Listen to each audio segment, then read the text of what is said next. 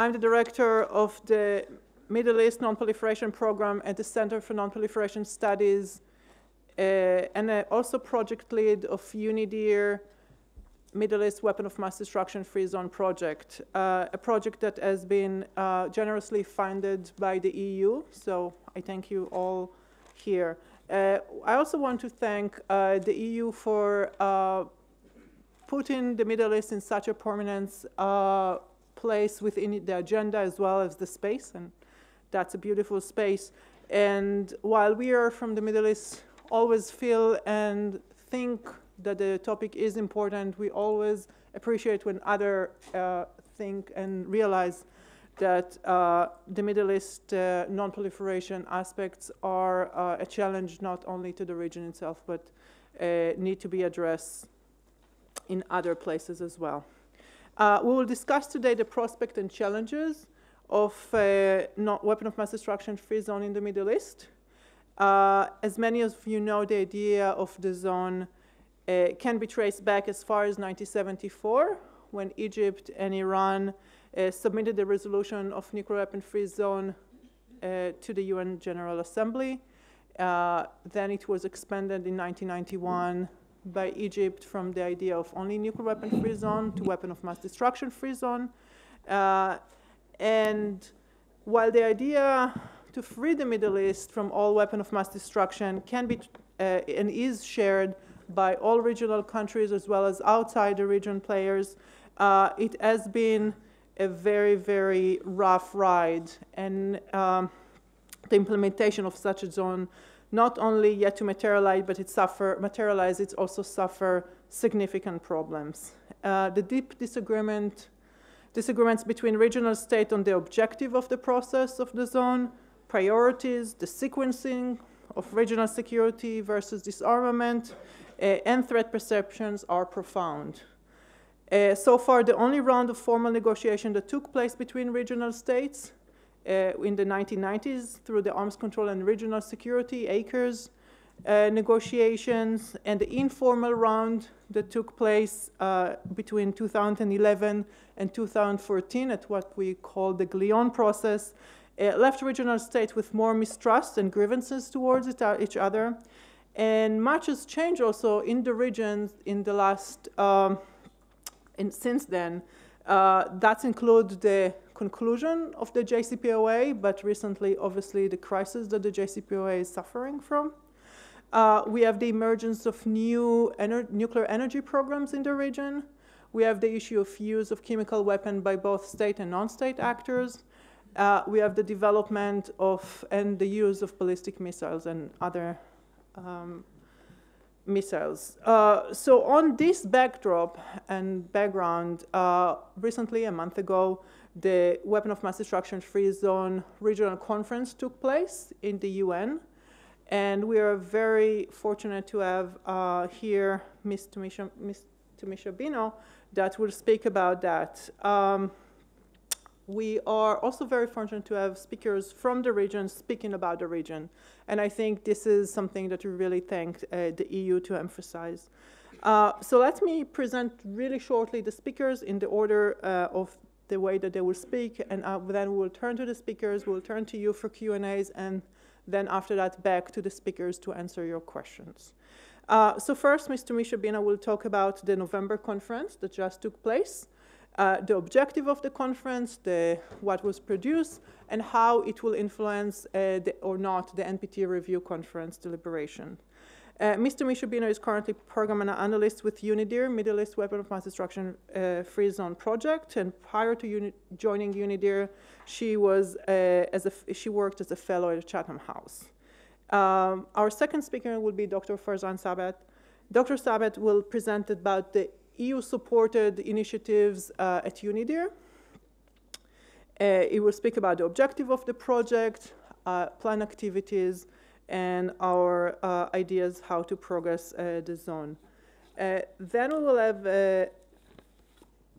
Mr. Emad Kiyaei, which is the principal international consulting firm in IGD group. where he provides political, business, and civil society leaders with strategic advice. He is also the director of the Middle East Treaty Organization, METO, which seeks to eradicate all weapons of mass destruction from the Middle East, and we are fortunate that he's going to speak about these initiatives today. He also has a forthcoming book about weapons of mass destruction, a new approach to non-proliferation, so if you're looking for a good Christmas gift, that's the time to buy it. He was previously a researcher at Princeton University, a visiting professor in Hamilton College, and executive director of the American-Iranian Council. And last but very not least, we have Ambassador Karim Haggag. Karim is a career Egyptian diplomat with over 25 years of service in the Egyptian diplomatic corps. He's currently serving as a professor of practice at the American University of Cairo. So with that, distinguished speakers, the floor is yours, and Tomisha. Thank you, Chen. Good afternoon, everyone. It's wonderful to be here and also see so many familiar faces and old friends around the table. As Chen mentioned, I'll be covering in my opening remarks sort of what happened at the November conference, as well as sort of my impressions on that. A bit of background, as some of you might know, the 73rd session of the UN General Assembly adopted the decision on convening a conference on the establishment of a Middle East zone free of nuclear weapons and other weapons of mass destruction.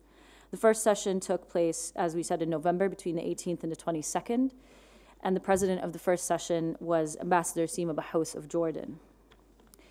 Invited to attend the conference were all states of the Middle East, defined in this context as the 22 states of the Arab League, plus Iran and Israel, as well as the 3 NPT depository states.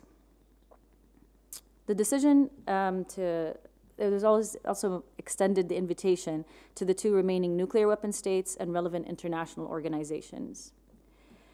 As we heard in the previous plenary session, Israel and the US declined to attend. From Israel's point of view, this conference is yet another initiative aimed at singling it out and imposing a process on it that it was not involved in creating. Israel views it as a hindrance to arms control, as well as a destructive approach that does not take the security concerns of all the states of the region into consideration. As for the US, they've also said they oppose the decision to convene the conference and that they view it as a move by the Arab group to dictate terms on and single out Israel, as well as being an attempt to weaponize multilateral diplomacy that is neither, as the US views it, constructive nor conducted in good faith. Now to move over to what happened at the conference. All the members of the Arab League and Iran attended, as well as Russia, China, the UK, and France, who announced their attendance at the very last minute. The League of Arab States and the EU attended as observers, and representatives from the IAEA and the BWC Implementation Support Unit were also there. Several IOs and NGOs, such as METO, for example, were also allowed to attend the open sessions as observers. The objective of holding the conference, as was outlined in the UNGA decision, is the elaboration of a legally binding treaty establishing a zone free of nuclear weapons and other weapons of mass destruction in the Middle East. This first session of the conference was really meant to get the ball rolling towards that and create momentum. Another important consideration, I think, was the disappointing outcome of the 2015 NPT Review Conference and the role that the WMD Free Zone played in bringing that about. Pushing this decision and process through the UNGA poses its own challenges, but the Arab group must have felt that they had only few options left given the current political context. Although some of the regional states insist that this process does not in any way replace or take the WMD Free Zone out of the NPT, the positive atmosphere and the outcome of the first session do have the potential to relieve some of the pressure on the NPT review process. As many of you know, and as was mentioned, the WMD Free Zone idea dates back to 1974, and you can even trace it back to 1958. But there has been way too little by means of progress to show over this period. Therefore, I think holding the conference sort of serves an important function in injecting a sense of things moving forward, as well as creating a space for new interest and new ideas in this issue, on this issue within civil society and research. The regional states had set limited goals for the WMD Free Zone Conference's first session. These included adopting rules of procedure, holding a thematic debate, agreeing on a political declaration, while leaving the doors open for Israel and the US to join in future meetings. The first three were achieved, with the first one only being partly achieved. The political declaration issued by the conference reflected the intention of the states in attendance to continue engaging with the process in good faith and in an inclusive manner. This is evidenced by the inclusion of references to regional security and confidence building, which, to my mind, are aimed at facilitating the engagement of Israel in the process in the future. A seat in front of the nameplate that read Israel was also kept available but empty throughout the conference. The conference also issued two decisions. The first addressed the issue of the presidency of the conference, which will now follow an alphabetical order, following Jordan. Kuwait would be next. The second decision determined the timing of the following sessions of the conference, which will now be held annually on the third week of November. Finally, the states in attendance showed strong interest in learning from the experience of other nuclear weapons-free zones, and there might be some intercessional work that would involve speaking to representatives from those other zones to identify lessons that would be applicable. The closed thematic debate on the third day, which to my mind was sort of the most important for me to learn more about, it allowed for the countries to put their concerns on the table, as well as their positions on key issues such as entry into force and scope, means of delivery being a key theme here, as well as CBMs. Detailed information on the debates is, as I said, limited, but at least we know some of the headlines. Two topics dominated much of the debate during the conference, and those were scope and means of delivery, as I said, and rules of procedure. The rules of procedure discussions, I think, took up most of the days of the conference, within the sessions and also outside, with more or less two camps emerging. One that thought that the consensus rule should only apply to substantive matters, and the other camp insisting that it should apply to both procedural and substantive matters. As no agreement could be reached on this, the conference will continue to operate provisionally on the basis of consensus on all matters. The fact that the conference was held with the attendance of all the Arab states and Iran, as well as 4 out of the P5, is an achievement in itself, even though Israel and the US declined to attend. However, I think this only applies to the first couple of sessions, and it will be important to find a way to bring both the US and Israel to the table for the process to remain credible. In the lead up to the conference, it was really unclear what the objectives were. The general feeling was that the participants of the first session will attempt to limit the conference to procedural issues, to better ensure that the first session of the conference succeeds and to allow for Israel to join later on. But I think everyone in attendance or observing was pleasantly surprised that the debate remained civil and informed, with many states coming prepared to speak on substantive and technical matters, and the outcomes went way beyond initial expectations. Finally, the question on everybody's mind is, how will the November conference influence the upcoming NPT? As I've reiterated several times, this positive note that the conference closed on and the good faith atmosphere, and I think this was also mentioned by Izumi in her comments, gives us high hopes that it will relieve pressure on the NPT's next cycle, but it remains to be seen in what way the SG conference will be included into the final document. A few possibilities have already been mentioned, and they include a paragraph taking note on the convening of the conference, and a paragraph reaffirming that the NPT remains the main forum to discuss the WMD free zone. And I'll stop there. Thank you. Thank you, Tomisha. Farzan. All right. Well, the Middle East Weapons of Mass Destruction Free Zone project, which is being conducted by Dr. Kane, Tomisha, and myself, is generously funded by the European Union and will last 3 years from autumn 2019 through the end of summer 2022. While the project itself was conceived before the resolution that led to the current zone conference, and so we're quite distinct and separate from it, I think as researchers it's quite interesting for us to be able to do our research and observe this process at the same time. Now, the 3-year length of our project under, again, the United Nations Institute for Disarmament Research, UNIDIR, demonstrates our team and I think our funders' commitment to the issue of the zone, including studying it beyond the 2020 NPT RevCon. It also allows us to explore the issue comprehensively and in depth. Now, our project has 4 overarching objectives. The first is research, and more specifically to fill important research gaps on how the Middle East weapons of mass destruction-free zone issue has evolved. The zone has existed, as Tomisha already mentioned, as an idea as early as the 1950s, and in multilateral fora since 1974.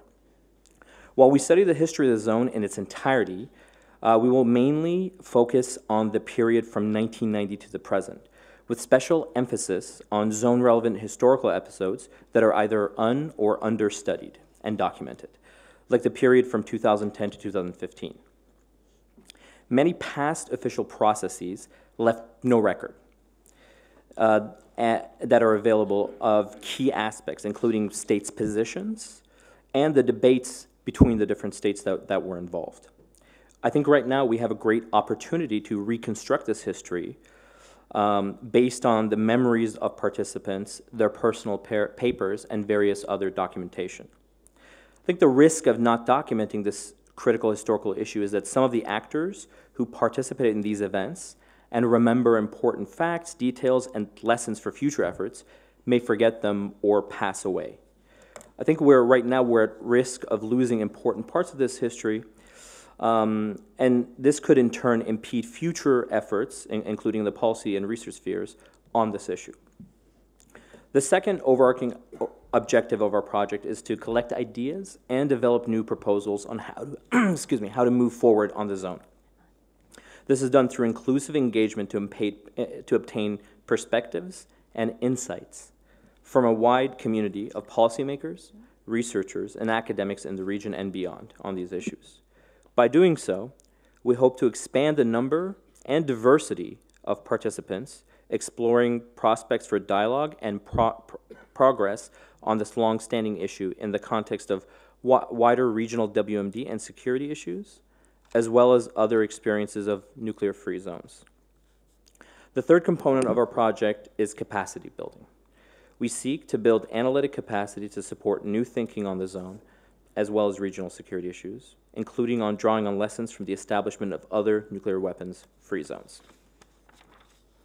We will do so by exploring consistent, emerging, or forgotten themes and ideas related to the zone issue. We'll also engage on legal, technical, and thematic issues as relevant to build the capacity and knowledge on relevant topics. The fourth and final objective of our project is to facilitate inclusive dialogue. This will be done on specific ideas and initiatives to enhance regional security and the management of WMD threats in the Middle East among countries in the region, as well as their external partners. We also want to build a region-wide and global network of experts on the zone and foster communication and engagement between the members of this network. By doing so, this project will build the foundations for future thinking, dialogue, and perhaps even negotiations. Specifically, it will offer a discrete framework to examine a broad range of relevant issues, explore and develop fresh perspectives that may offer avenues for future progress, and support and contribute to a conducive environment for potential future dialogue. Now, just some of the project activities and outputs to implement these 4 objectives that I've just outlined include elements of both research but also dialogue. So in terms of our research activities, right now we're in the process of creating a chronology of the zone process framed against the backdrop of important events that help us better map what we know and what we don't know. Some flashpoints in our chronology include the ACRS, the 1995 NPT Extension Conference and Zone Resolution, the 2010 and 2015 NPT RevCons, and the Glion and Geneva processes. We will also look at parallel issues like the JCPOA, chemical weapons use, means of delivery, nuclear energy, and their important place in the big picture of non-proliferation in the Middle East. We're interested in how the zone and these issues are distinct but also relate to one another against the backdrop of complex regional security picture. We're also right now in the process of collecting documents on the zone, including governmental documents and personal papers that are not publicly available. And finally, we'll conduct interviews, and already have conducted many interviews, with individuals who, in one capacity or another, have played a role in the zone process and related efforts, or have insights on how to move forward the zone issue, while they're still around in many cases. In terms of the dialogue and outreach aspect of our project, we're conducting visits to the key countries of the region to speak on with WMD arms control, disarmament, and non-proliferation communities there about their perception of the ongoing zone effort and regional security situation and how to best approach both. We will be conducting one-on-one interviews with current and former policymakers and experts to get their views. We'll also be holding sessions to have a conversation and receive feedback from these communities in a group setting on themes and ideas for reaching the zone. And finally, we'll hold regional events that bring these different communities together in a larger forum for dialogue on important zone and regional security-related questions identified at the national level visits. This is kind of a summary of our project, and I'd be happy to address other aspects in the Q&A section. Thank you. Thank you, Farzan. Possibly. Or should I just, sorry about that. Should I just change quickly? That's easier. Thank you. You can be my timekeeper.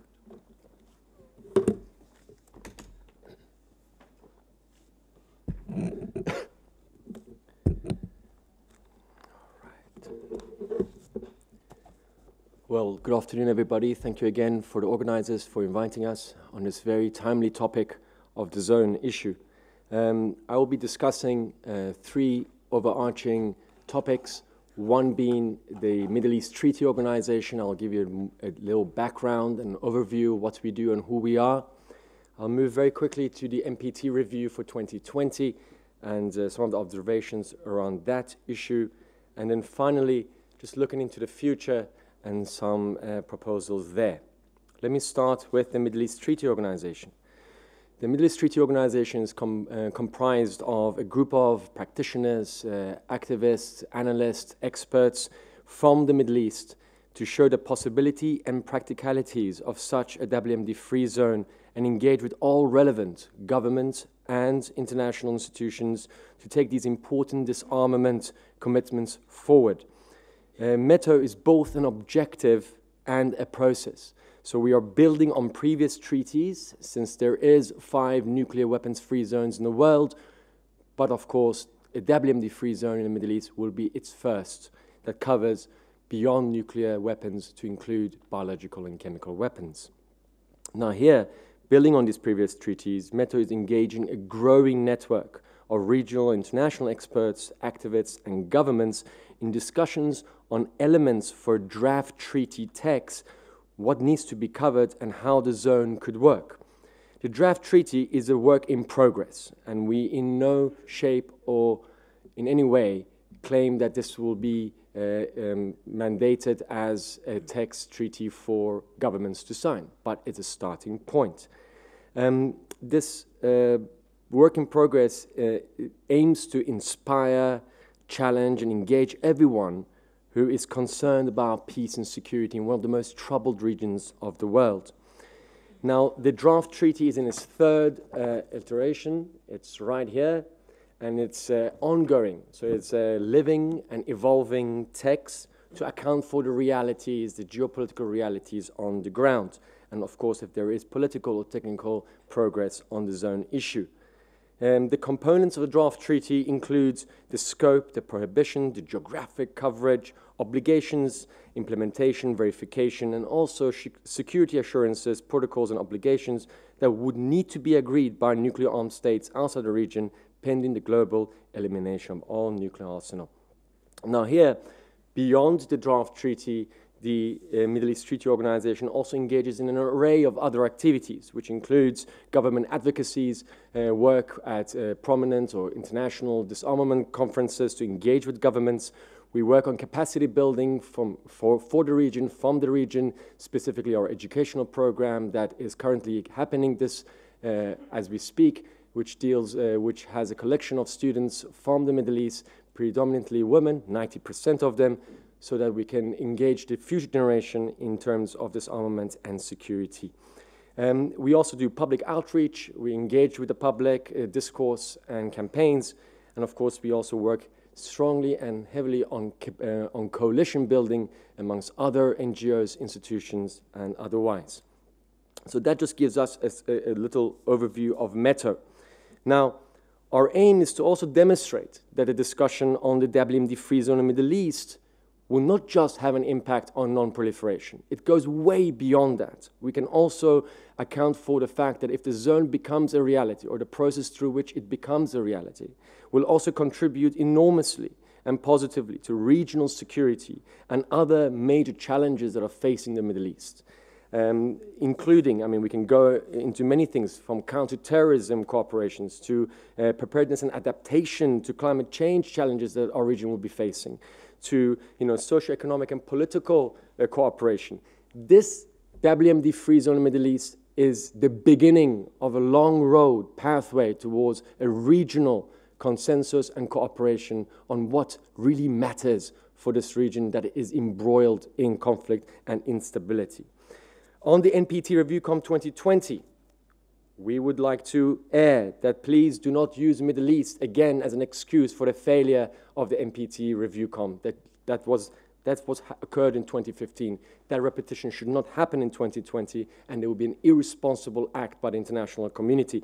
Instead, the focus should actually be on what's the big elephant in the room, and that's the disarmament process of the nuclear weapons states signatories to the NPT, their obligation to reduce and eliminate their nuclear arsenals.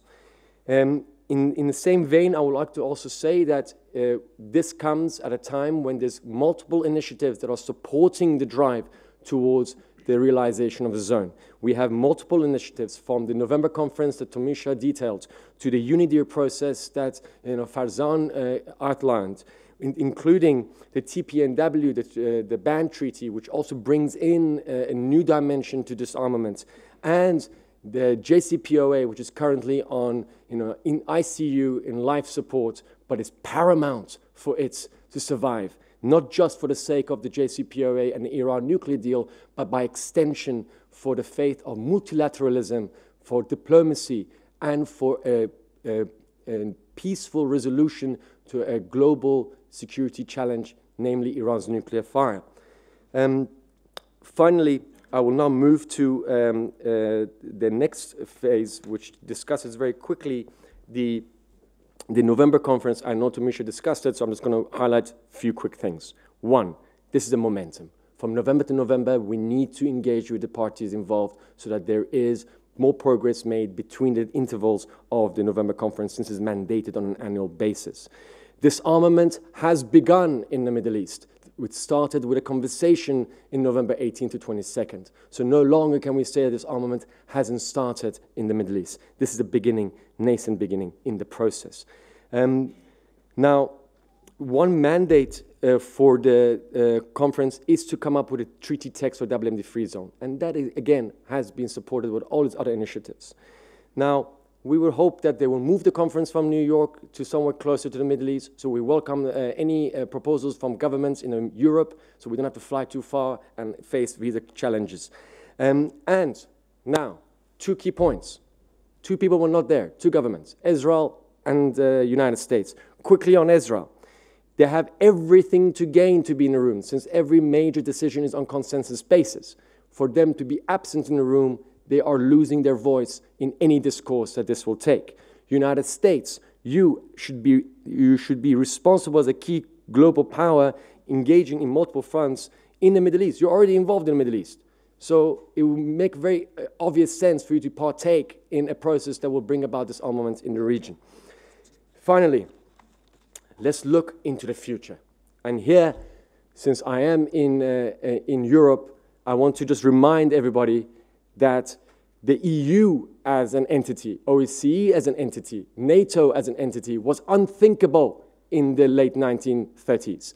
And yet, generation or two later, we have these institutions being the pillars of security for Europe. Please do not discount that future vision of a possibility of the Middle East to go along the same roads.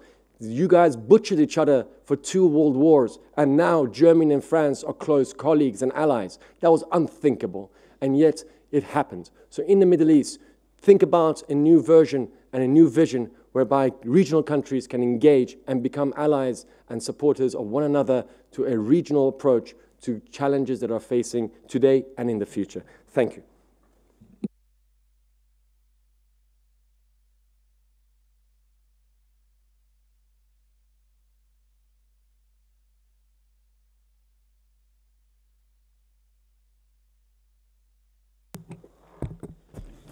Thank you, Chen, and thank you to the organizers of this conference for allowing me to speak on this very important issue. I would just like to add to what my colleagues have said about the overall context for the convening of the November conference, and then to add a few words on where do we proceed from here as a region, aspiring to reach the objective of a zone free of weapons of mass destruction. First, I think it is important to highlight that the convening of the November conference resulted from overcoming several very deep linkages that constituted obstacles to a serious discussion on the zone issue. The first, as has already been mentioned, was the conditioning of convening such a conference on Israel's consent and participation. But here, I'd like to emphasize that this, of course, is not to deny that the long-term success and indeed the viability of the zone will require Israel's adherence to the process and Israel's accession to the zone in the long term. However, what it did allow was for the initiation of a process and even the establishment of a zone without being held hostage by a single country. And here we have the important precedent of the Treaty of Tlatelolco, which is very instructive in that it allowed for the establishment of a nuclear weapons-free zone in Latin America without the initial adherence of 2 very key countries at the start, Brazil and Argentina. Second, as has been mentioned, the procedural link between the zone and the NPT review process was not so much decoupled, but I would say softened. And this, of course, resulted from the mandate of the UN General Assembly formalized in a resolution which took the process outside of the NPT review conference process under the auspices of the UN Secretary General, while at the same time retaining the 1995 zone resolution as the broad terms of reference for the conference moving forward. And third, of course, is the issue of the position of the United States, which has adopted a highly conditional approach to the zone, prioritizing the issues of regional security and the focus on the immediate threats, especially with relations to Iran and the use of chemical weapons, missile proliferation, and of course the inclusion of Israel.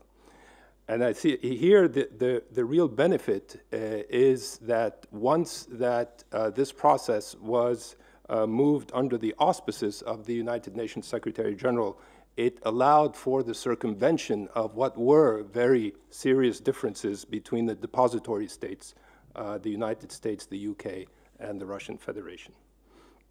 Let me just highlight what I think are the benefits of what is now a separate process enshrined in the conference, the UN conference moving forward. First, I think we have a sustained process focusing on the zone issue with a formal mandate in formulating a legally binding treaty for the establishment of the zone. The reason that this is significant is that it will focus on the very difficult and complex issues related to the establishment of the zone, as my colleagues have mentioned. The political, legal, and technical realities of structuring the zone, the operation of the zone, and the sustainability of the zone moving forward are now the key focus of this endeavor. Now, it's important to highlight that this presents somewhat of a contrast to the political posturing that was characteristic of the zone debate within the NPT review process. The long-standing complaints on the part of certain states that the Arab side focused only on the accession of all states in the region, especially Israel, to the NPT, the subjugation of all nuclear facilities under IAEA safeguards, that type of posturing was not readily evident in the debate that unfolded in New York. And I think this more constructive tone was also reflected in the comprehensive agenda that was outlined in the initial discussions on the thematic debates moving forward. For example, the issue of the linkage between nuclear disarmament and regional security was accepted by a number of Arab states that signaled a readiness to discuss issues of regional security as part of the agenda, so long as those calling for this issue to be emphasized can prove the relevance to the establishment of the zone moving forward.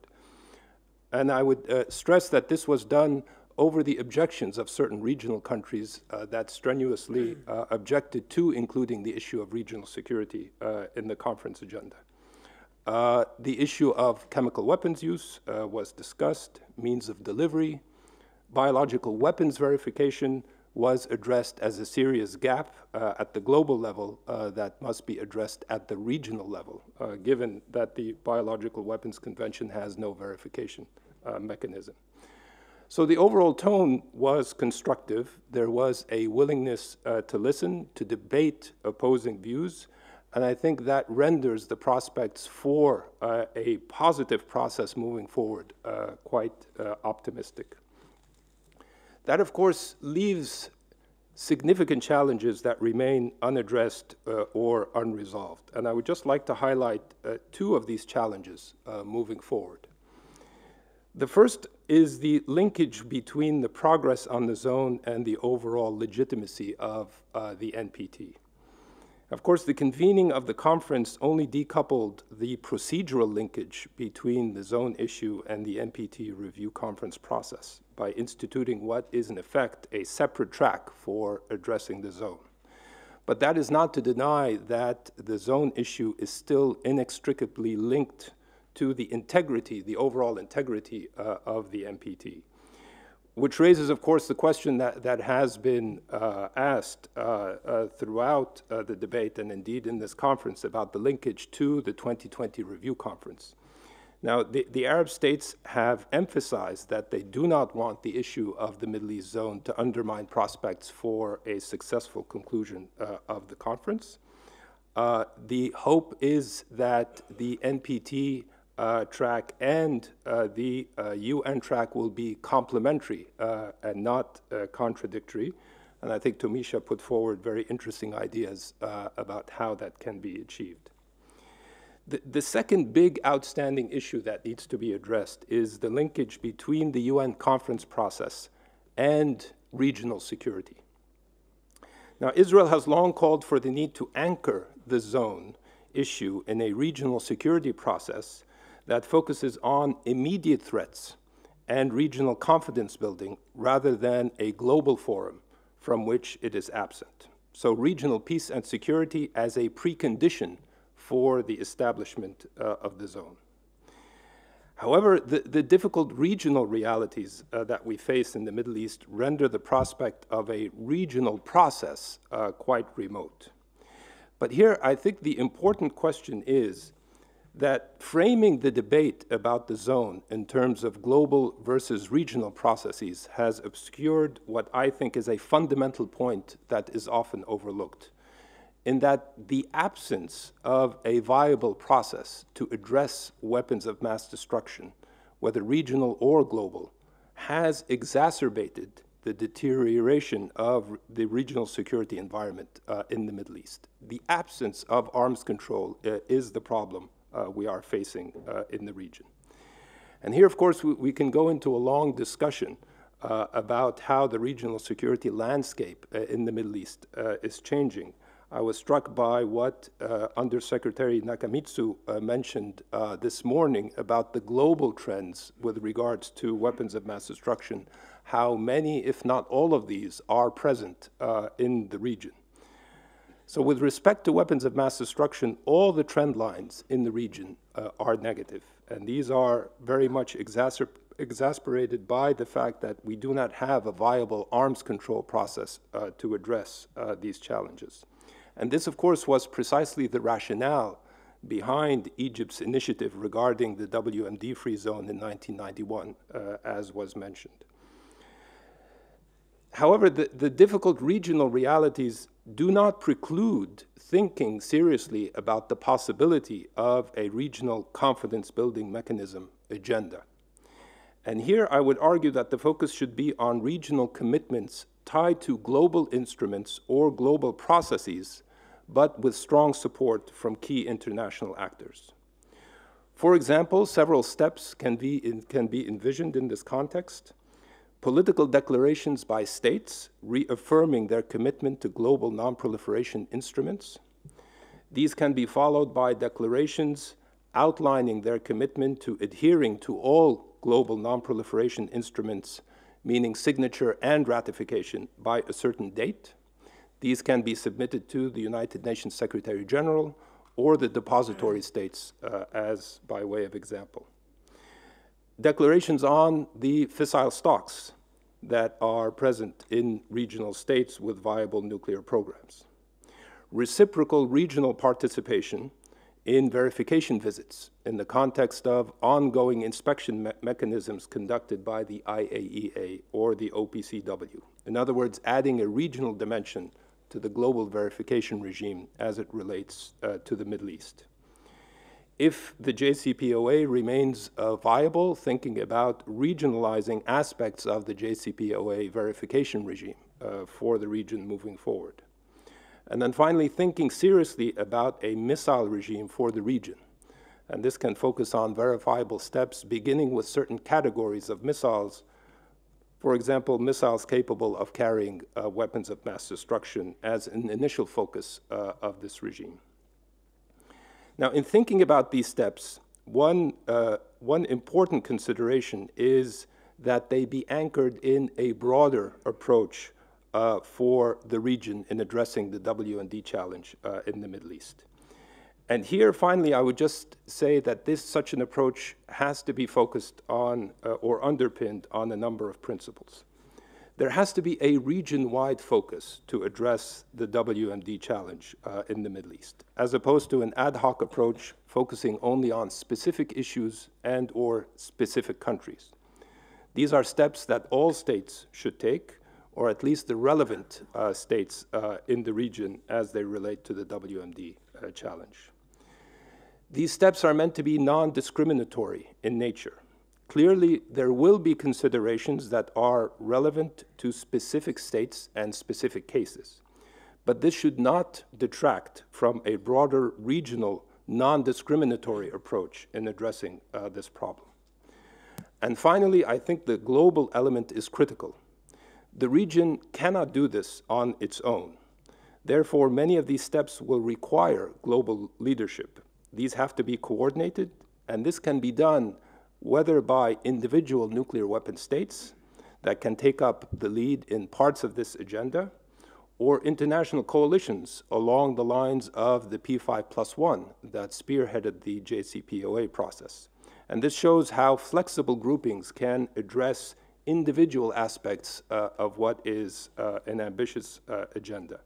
The objective here is to demonstrate gradual momentum and a pathway towards the zone in parallel with the UN conference process. Some of these measures can be integrated into the November conference process. Some other measures can be addressed within the NPT review conference process. I think finally the key point that is worth underscoring is that the region is changing. And given the negative trends with regards to weapons of mass destruction, the key point I think we should all bear in mind moving forward is that the region will not wait forever. The situation is not getting better in the Middle East. which highlights the sense of urgency moving forward to address this very challenging problem. Thank you.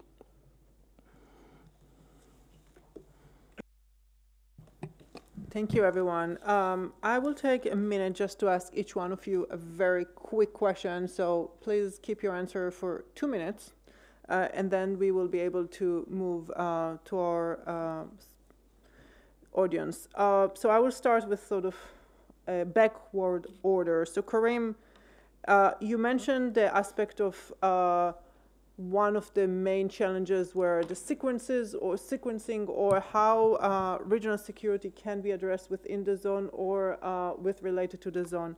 So can you, if you can mention how you envision that happening within the process or in parallel process. Emad, going sort of more deep into the treaty and how that will be used as a platform. For example, how chemical weapon use or biological verification were addressed in the treaty. Farzan, putting your hat of a researcher, knowing the JCPOA and the challenges that right now we're experiencing, what are some of the lessons learned that we can learn from the JCPOA that might be relevant to the zone? And finally, you, Tomisha, you mentioned that the viability of the process of the conference might erode if we don't get Israel and the US in the room. What do you think are what should or can be done in order to address Israel and US concerns or and get them to be part of that process? So 2 minutes? Yep. So this issue, again, of a regional process versus a global process, I think the problem is that we've traditionally thought of these two alternatives as mutually exclusive.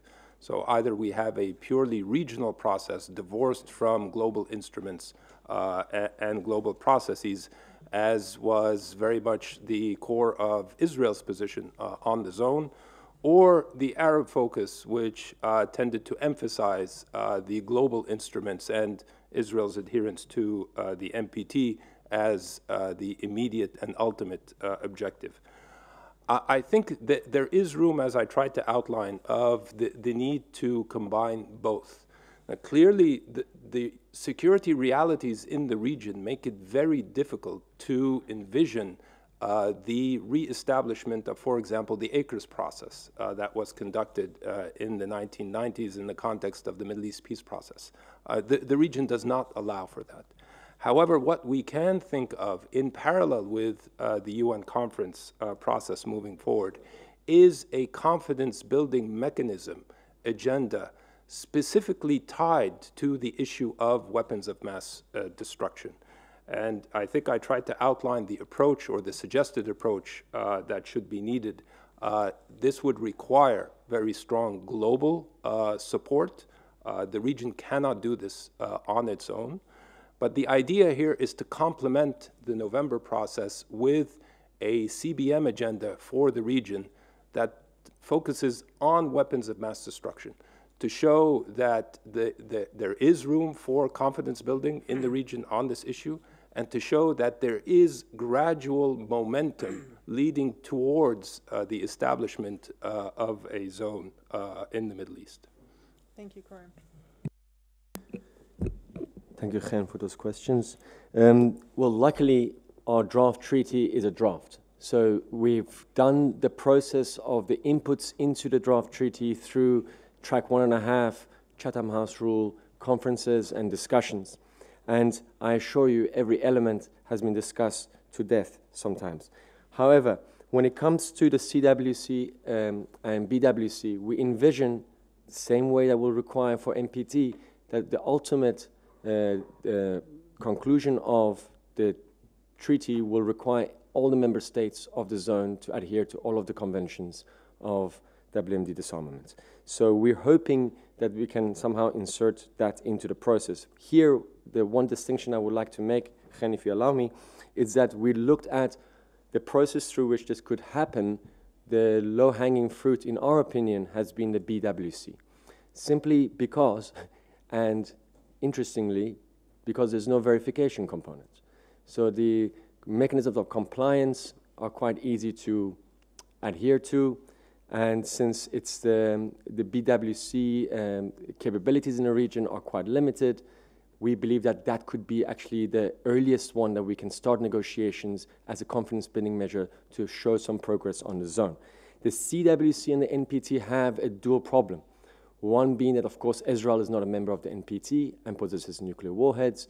And on the other hand, Egypt has remained reserved about joining the CWC until there is negotiations or there is some clarity on Israel joining the NPT. So we saw that as a stumbling block. So our focus has been actually on the BWC.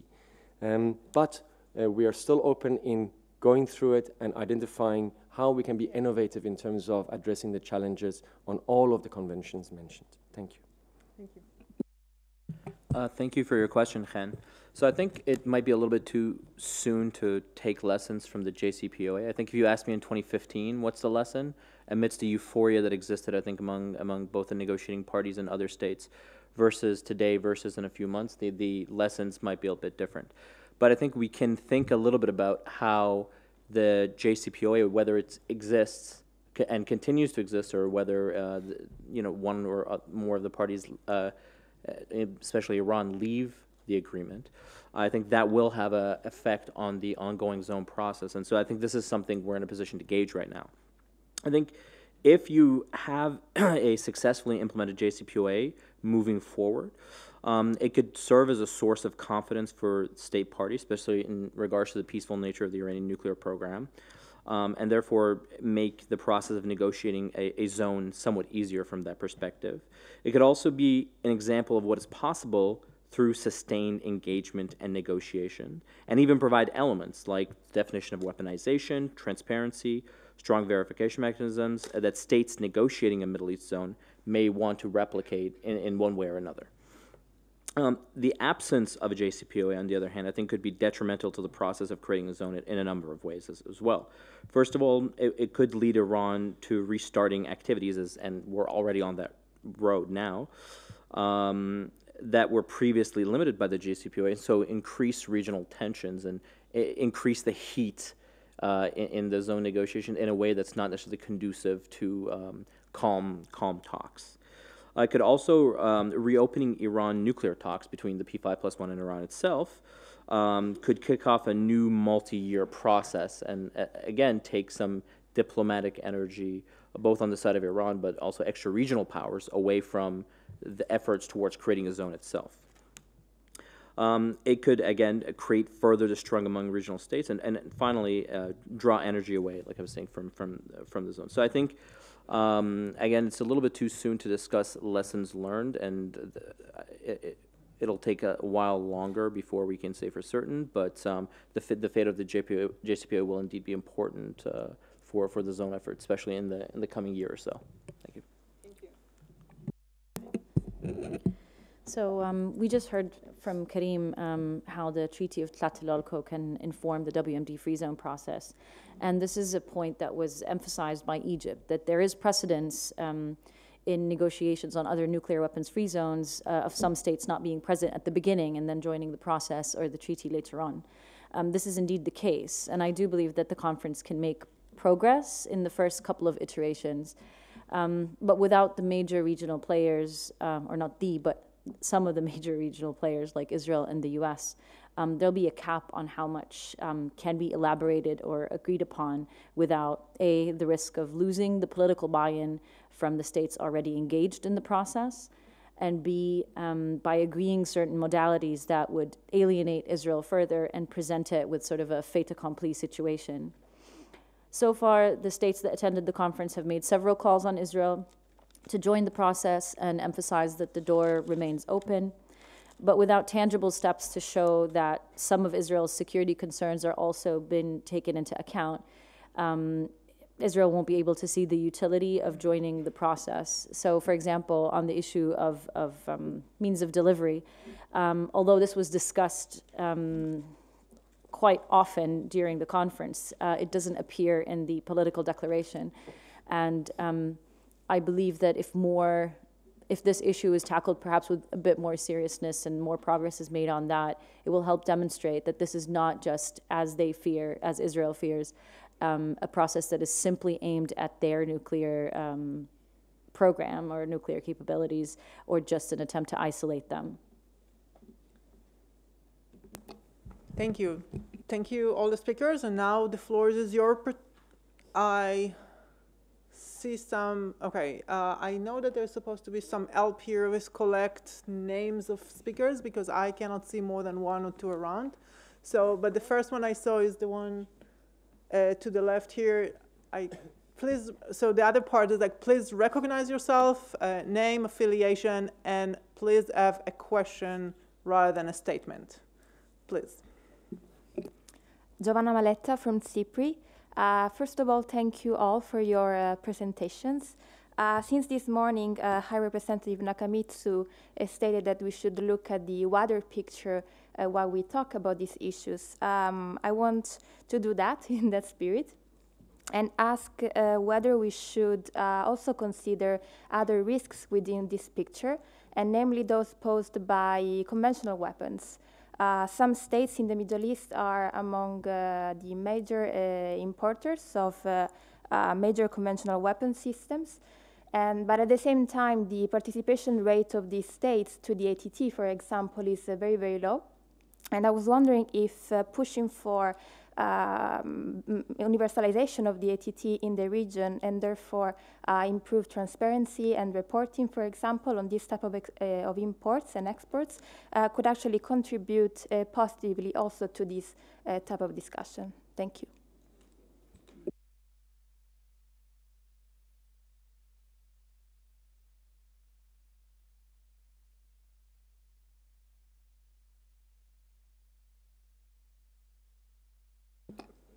Okay, Ayman Khalil. I don't see where. Yes, thank you, Madam Chair. I'm from the Arab Institute for Security Studies. To zone or not to zone? That is the question, ladies and gentlemen. And sorry for being Shakespearean, but I do this often after lunch. In a nutshell, we have been pursuing the zone for the past 47 years without any success so far. Why is that? Because there's an elephant in the room. And more specifically, this elephant believes that deterrence is somehow achieved by the presence, by the acquisition of nuclear weapons, although recent historical events shows us clearly that neither Saddam Hussein or Hezbollah was basically deterred by the presence of an Israeli nuclear arsenal.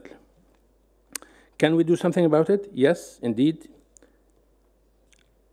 Probably the objective could not be achieved in a single jump. So therefore, I represent the, in addition to my this current capacity, I represent the Arab Consortium for Non-Proliferation, which was created in response to the presence of a European Consortium for Non-Proliferation.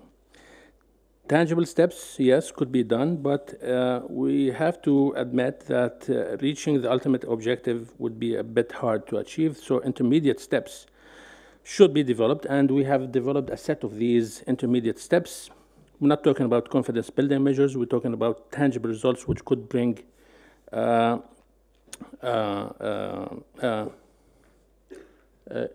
joint ventures between both sides in the region. I'll be more than happy to share these with you, Madam Chair, since you are leading the UNIDIR special project. But just before concluding, I would like to rectify what Tomisha has said. Means of delivery is often addressed. Yes, true, we have been addressing this, but remember, the 1995 resolution calls for the establishment of a WMD-free zone, chemical, biological weapons, and all means of delivery. So missiles are somehow included in the definition of the zone. Thank you so much. Thank you for asking a question and answering and finding solutions as well. Lucas, I see, Lucas. Yeah, that's probably me. Łukasz Kulesa, Polish Institute of International Affairs. Also, thank you very much for the presentations.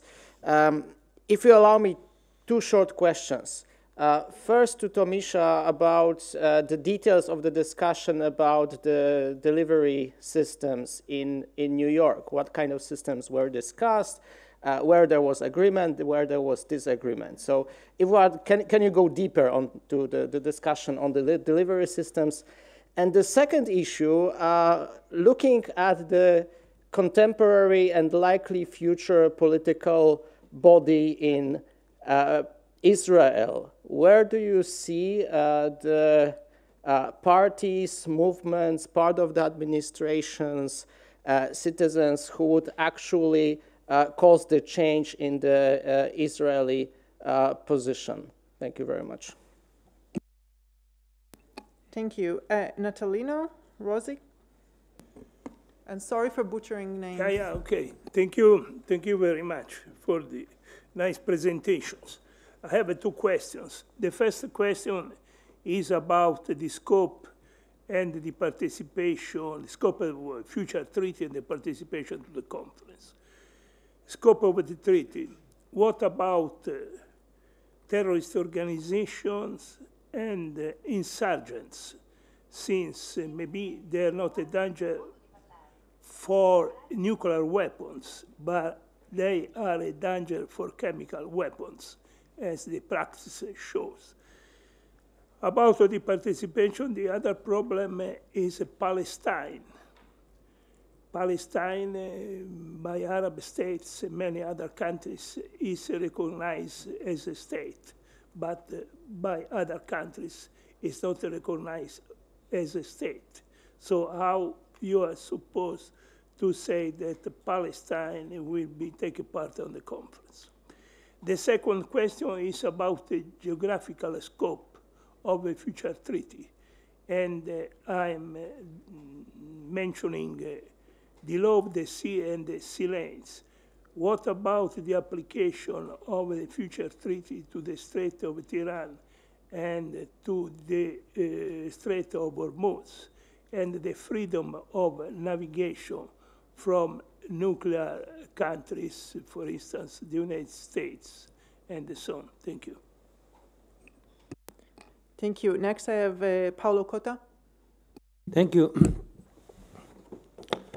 Let me start with some kind of pessimistic consideration. First of all, the JPCOE, the killing of the JPCOE has been a disaster. I think it's been the biggest contribution to proliferation in the Middle East that any country could do, and the responsibility of this is the United States. In terms of general, I heard that someone is saying, let's promote the universal subscription of the key arms control agreements. Remember, Israel is the only country in the world that has not either signed or ratified any arms control agreement. Did not ratify the Chemical Weapons Convention, the CTBT, the Biological Weapons Convention, not to mention is not a member of the NPT. Saudi Arabia, which is now whose nuclear program is being supported by the United States, did not sign the additional protocol, and it did not sign the Comprehensive Test Ban Treaty, not at all. We are talking about, I heard people talking about missiles. What are the missiles that are able to carry weapons of mass destruction? How do you distinguish them from the others? Missiles are categorized in terms of throw weight or range, and then how do you define a missile capable of distinguishing a missile capable of launching weapons of mass destruction from the others? ACRES is not anymore a possibility. Okay, ACRES had a lot of problems, but some sort of political arrangement or political agreement should be made. And this is made much more difficult after the discussion about Palestine, Israel, the shifting of the American embassy to Jerusalem, and so on. And finally, people are rightly talking about the presence of the international community and help that the international community should give to a more pacified and less dangerous Middle East. I am sorry, but recently we have seen the opposite. So, well, after this pessimistic view, I think that it is really important to keep the idea of a weapons of mass destruction-free Middle East, but certainly the task is much more higher and much more difficult now than, say, 5 years ago. Okay, I have more than 10 questions, or people that want to ask questions. So what I will ask is the next people that I'm calling their name to have very short question rather than statements, and be respectful for other people that want to ask questions, as well as to this, if you ask question, I want to have enough time for people to answer. So Sadia Luftian.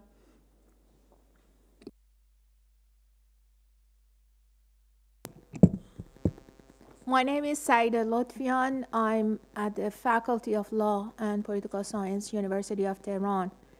In the interest of time, I had several questions, but I limit myself to 2 questions. The first one is a question for Dr. Farzan Sabet.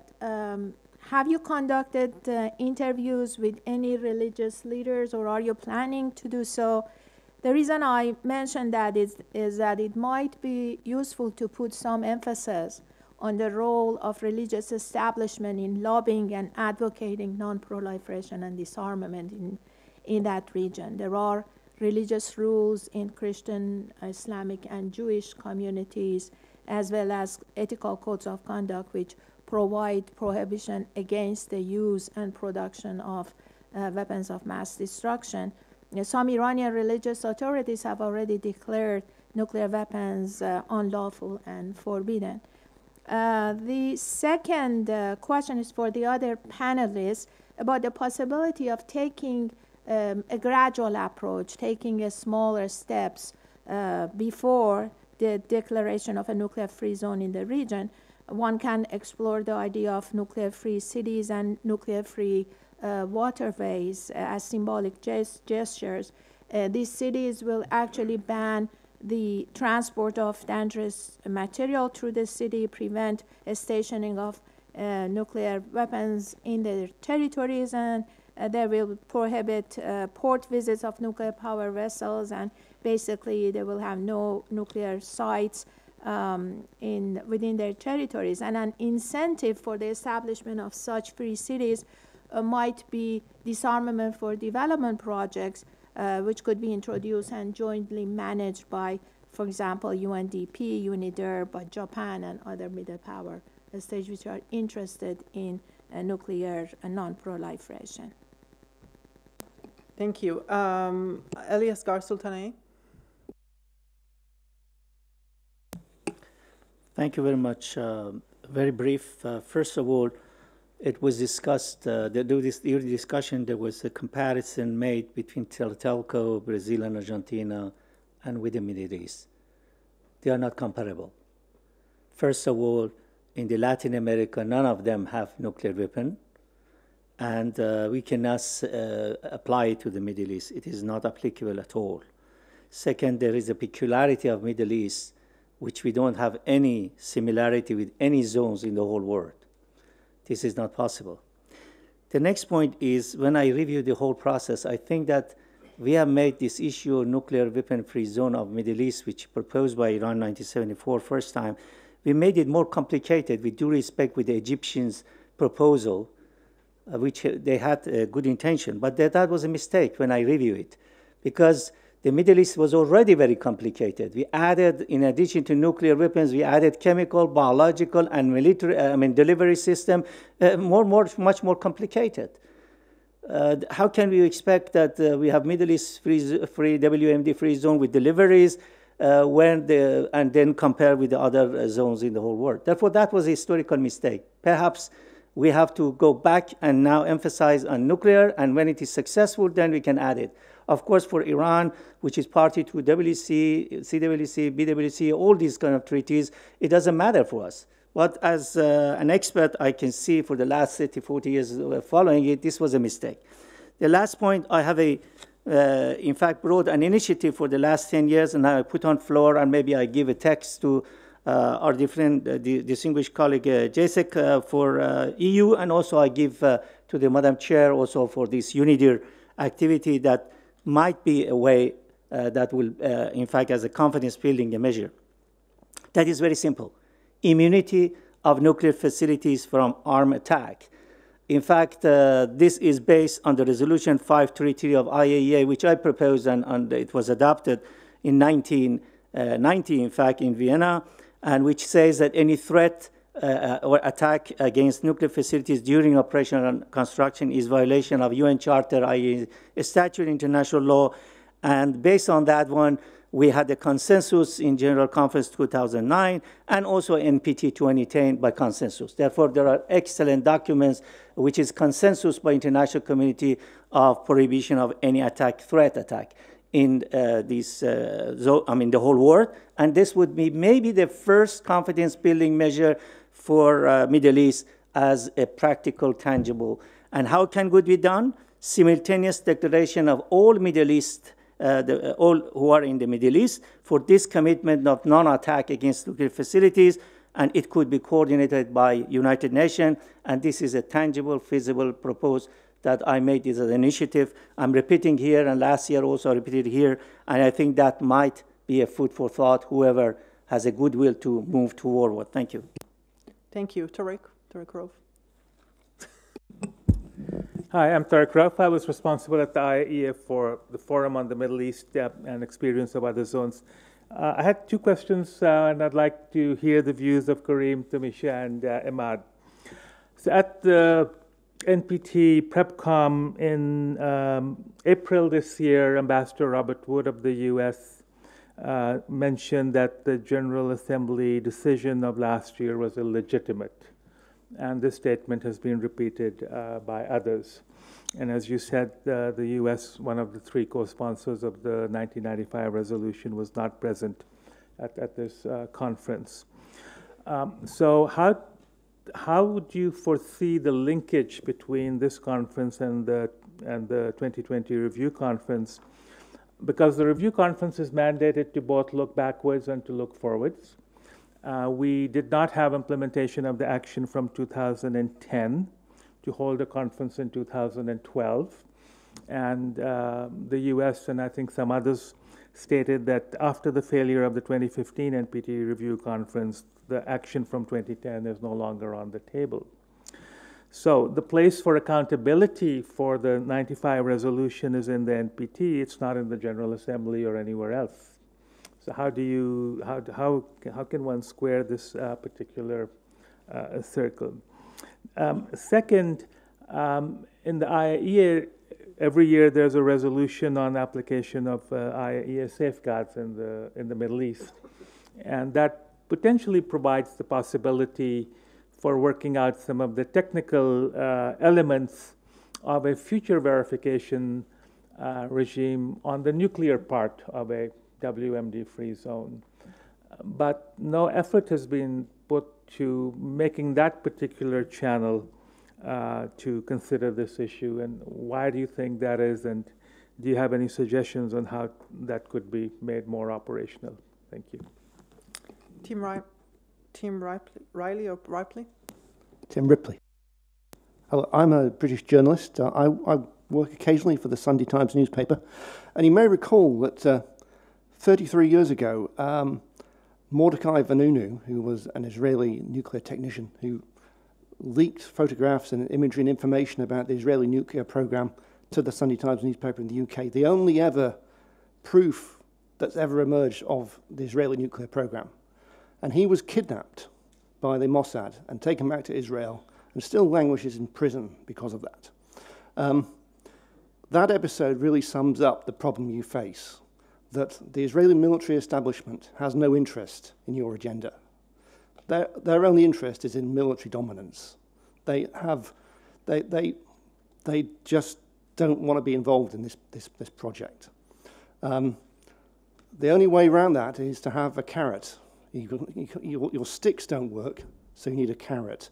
Now, trade embargoes, they're not very popular. The route to the Israeli hearts and minds is through the US Congress.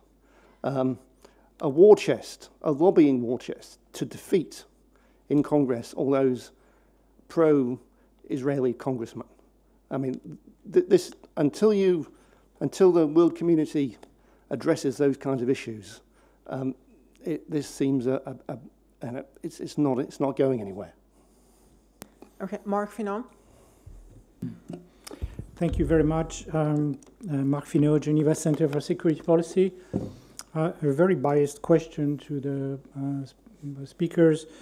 As you may know, our center has been engaged not only in research and contribution to track to dialogue on the zone, but also mostly in capacity building. So the question is how much importance you attach to this activity and this investment in the new generation, not only passing the baton or sharing experience which has not been so successful, but also expecting new innovative ideas and suggestions.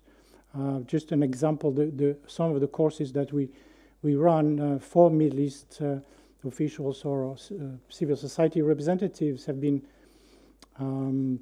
well attended. So far, we've had a very measurable impact.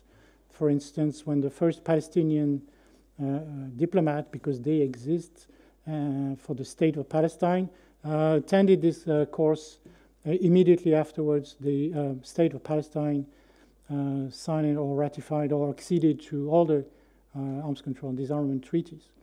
So just to a question and an appeal, if you support this initiative, you could perhaps help us raise funding, especially from EU member states who are members of our Foundation Council.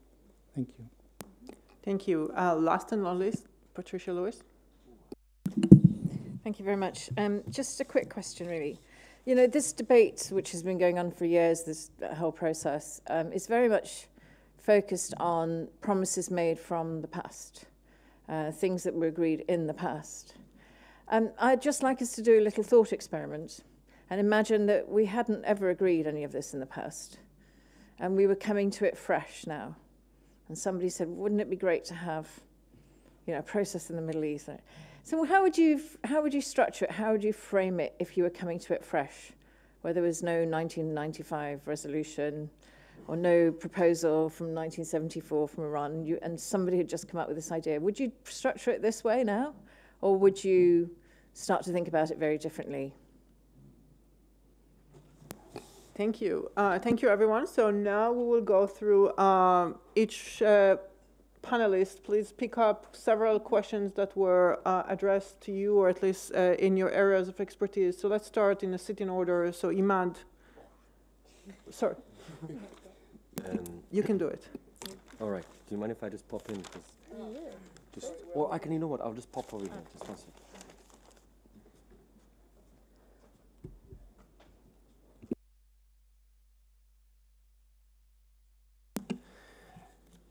Sorry, Chair, just quickly, how many minutes are you giving me for this? All speakers have about 7 minutes. So. All right. So there was about 17 million questions, so I will try to do my best to address them quickly. On Ayman. Yes, 47 years, no success, but a lot of knowledge is there. There's a lot of materials there. Progress does not mean that there hasn't been effort, but the November conference is the step in the right direction. Please change your pessimistic views. Number 2, means of delivery. I'll leave that for somebody else. Question 3, where do you see Israel's views on nukes? Listen, the bottom line is we need the Israeli civil society and government come to their own realization that the policy of opacity does not serve their national interest, no security or otherwise. And most importantly, in the instability that is facing the region with non-state actors, failed states to their south, to their east, to their north, or failed states, the implosions that are happening around it. Israel is not sitting next to Norway, and nor will it in the future. They're stuck in the same bloody region that we are. So inevitably, they've got to come to the realization that their own nuclear weapons arsenal in a small country surrounded by adversaries, it is biggest threat, existential threat to its own existence. Once they come to that realization, they know that it's better to join the region than to stay outside of the process. Number 4, scope of the treaty, role of non-state actors has been covered, and it's been utilized in a draft treaty. I'm more than happy to discuss that further on. Geographic scope and the participation of Palestine. Palestine as a state is recognized within the Arab League, and the mandate is all the member states of the Arab League plus Iran and Israel with the depository states. So it's part of the process and will be. The killing of the JCPOA, okay, boom, you're right. Biggest contribution to proliferation. On the JCPOA, I have so many other comments, but I'll leave that for later. Quickly. So many excellent questions. I'm going to fast forward to the great question that Patricia said. If we can imagine something else. Now, we do. At the Middle East Treaty Organizing, that's exactly what we did. We've put an alternative vision for this region. We didn't start and end by WMD free zone in the Middle East. That was our first step on a long road to what we see a new beginning for the region, one that will be an envy to the rest of the world. And I assure you, by that point, Israel wants to join because of fear of missing out. So we want to create FOMO for the Israelis. And I'll stop there, and I may pop in later for different questions, answers.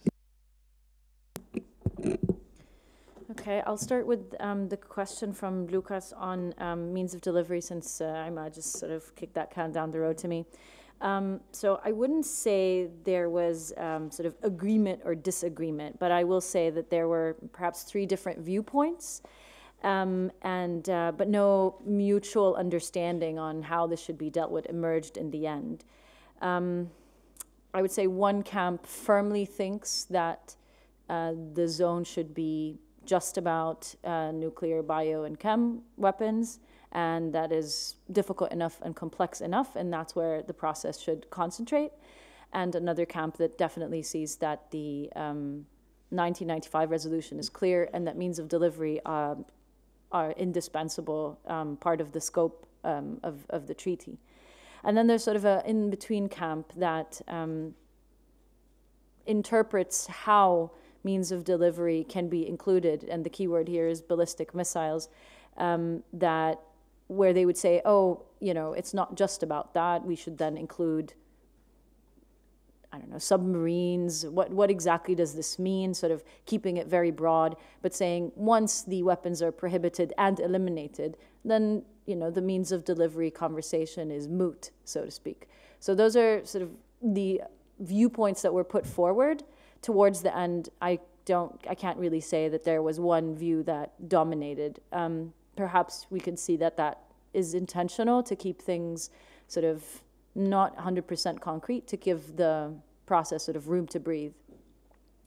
However, means of delivery was also thought of in terms of sequence, if this would be something dealt with as a CBM perhaps, or during as a parallel process, or even after as sort of further TCBMs. So that was another aspect that was also discussed. Whether a new government in Israel would mean a different approach from Israel on the issue, I think Chen is much more, or much better equipped at answering this question than me. Although I would say perhaps a change in government wouldn't necessitate that, you know, the WMD free zone is the first thing that they will deal with.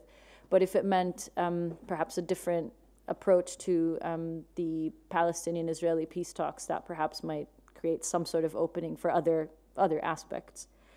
On the question of non-state actors and how that would be addressed, on many issues in the conference, the idea was, well, if there's an international instrument that already deals with this, then why do we need to reinvent the wheel? If there's something that we can just take, such as Resolution 1540, then that's what should be, that should be the way we deal with it. This idea, I think, also speaks to not burdening the process too much, that it's already complicated enough. There was some discussion of what part of the treaty perhaps could reference not transferring weapons to non-state actors. That perhaps maybe answers your question to a better degree. I think I had another question. Oh, on Tariq Raouf's question about the linkages. as I already mentioned in the remarks, I mean, the emphasis was that the UN route does not replace the NPT route. So I do expect that the WMD free zone will still be a prominent feature of the RevCon discussions, and will most probably, or I don't know if most probably, but we might hear harsh statements from the Arab group on not fulfilling sort of the practical steps from 2010 and so on. But it might just stop at that and might not go further and break consensus if a final document is gaining enough momentum. And finally, something that Mark mentioned about, you know, how do we engage civil society, or how do we sort of broaden the range of voices that are speaking on this issue. This goes back to something that Izumi said and was brought up again, the broader context. If the more this discussion remains siloed away and sort of isolated from the rest of the security context in the Middle East, it'll be hard to have new ideas. So I can only say that this is something that I really hope that our project can contribute to. I'll just stop there.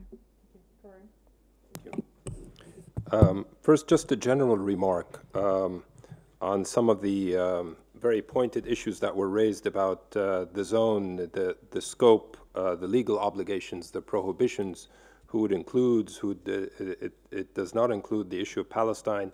I think all of these issues are really part of the thematic debate within the context of the UN conference that was just touched upon in a very cursory way in this first session of the conference.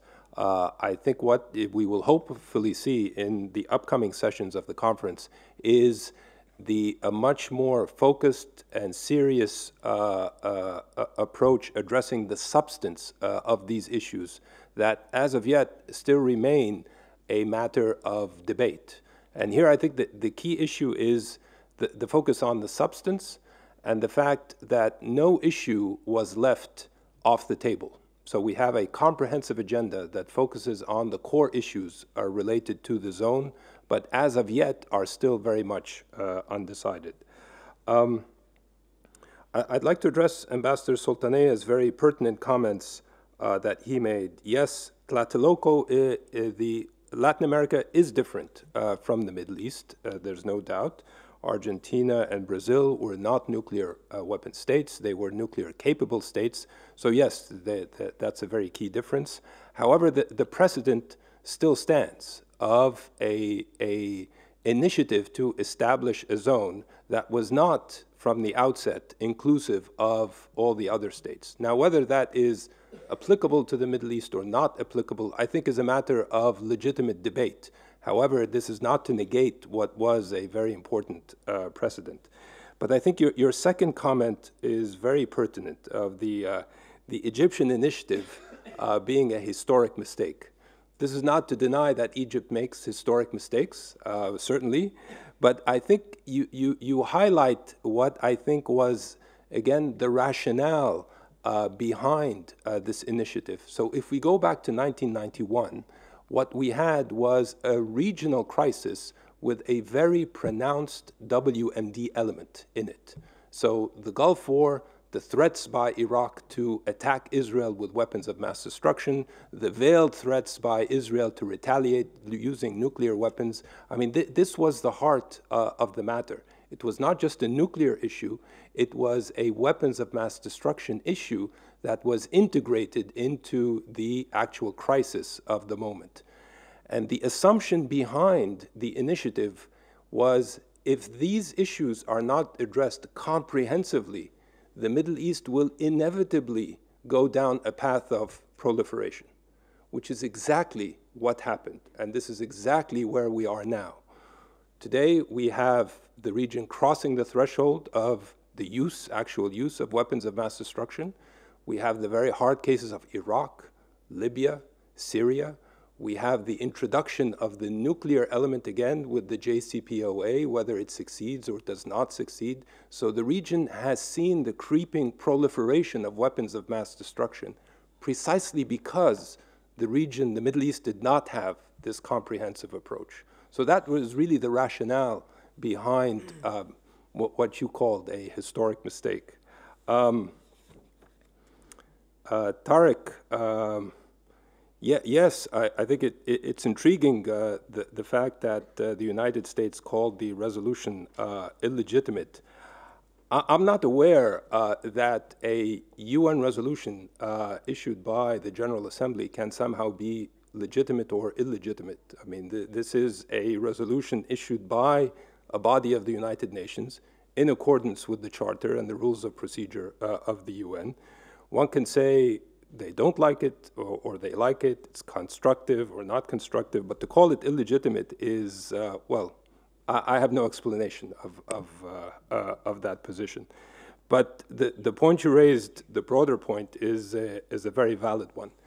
We've seen on the part of the United States not just an opposition to, or really an antagonistic position to the convening of the conference, but an active agenda to really disassociate from all of the prior commitments related to the zone. The 2010 steps that were agreed in the review conference, the ambiguous position on the implementation of the 95 resolution, so on and so forth. So on this issue of linkage between the NPT and the UN conference, and again, they are linked, but I think having both sets of processes in parallel is a constructive step. What you had when you addressed the zone issue in the NPT was much more posture than substance. Now that we have a separate process that addresses that, it creates political space and time to address these issues, what I think you see emerging is a much more substantive discussion that is serious, that is in-depth, that grapples with the complexities of all the issues we've been talking about. So yes, I think having them in separate but related processes, I think is a constructive step. Israel's security doctrine, as mentioned by the gentleman here, yes, I mean, this is a problem that the Arab side, particularly Egypt, has been thinking about how best to address for decades. I mean, how do we address a situation in which one country's security doctrine is based on the principle of absolute security?